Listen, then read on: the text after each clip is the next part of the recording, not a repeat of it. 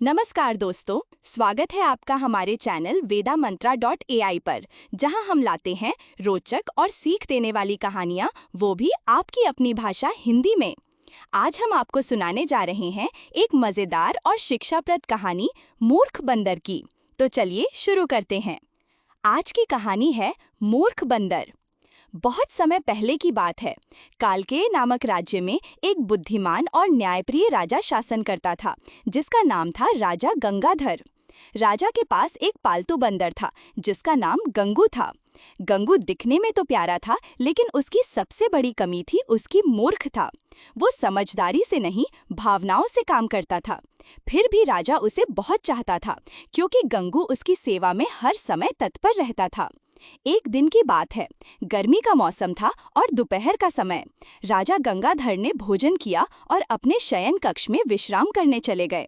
हमेशा की तरह गंगू भी उनके पीछे पीछे चल दिया। जैसे ही राजा बिस्तर पर लेटे, गंगू पास में रखा पंखा लेकर उन्हें हवा देने लगा। कुछ ही समय में राजा गहरी नींद में सो गए। गंगू सावधानी से उनके सिरहाने बैठा रहा, ताकि कोई भी उन्हें परेशान न करे। तभी एक मक्खी आकर राजा के माथे पर बैठ गई। गंगू ने तुरंत पंखे की हवा से उसे उड़ा दिया, लेकिन वो जिद्दी मक्खी बार बार उड़कर राजा के चेहरे पर आ बैठती।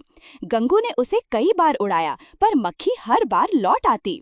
गंगू अब बहुत झुंझला गया था। उसने सोचा, अगर ये मक्खी बार बार आती रही तो राजा की नींद टूट जाएगी, और अगर राजा नाराज हो गए तो मुझे दंड भी मिल सकता है। वो मन ही मन परेशान हो उठा।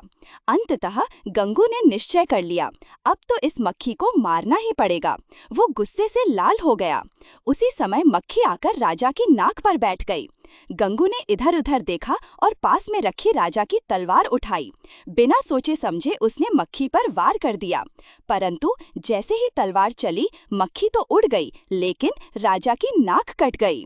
राजा गंगाधर तेज चिल्लाते हुए उठ बैठे। उनका चेहरा खून से भर गया था।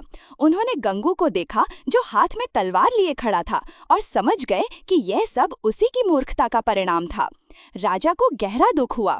उन्होंने क्रोधित होकर कहा, मूर्ख गंगू, तू मेरा सेवक था, लेकिन तेरी मूर्खता ने मेरी जान जोखिम में डाल दी। अब तू इस राज्य के योग्य नहीं है। राजा ने तुरंत आदेश दिया कि गंगू को राज्य से हमेशा के लिए निकाल दिया जाए। गंगू रोता रहा, माफी मांगता रहा, लेकिन देर हो चुकी थी। उस दिन के बाद गंगू को कोई नहीं देखा। उसने गंगू को हमेशा के लिए अपने राज्य से भगा दिया। इस कहानी से हमें यही सीख मिलती है कि मूर्ख मित्र से बुद्धिमान शत्रु बेहतर होता है। कभी कभी अति सेवा भी नुकसानदायक बन सकती है, अगर उसमें विवेक की कमी हो। कृपया वीडियो को लाइक करें, शेयर करें और चैनल को सब्सक्राइब करना ना भूलें। मिलते हैं अगली कहानी में। तब तक के लिए धन्यवाद और नमस्कार।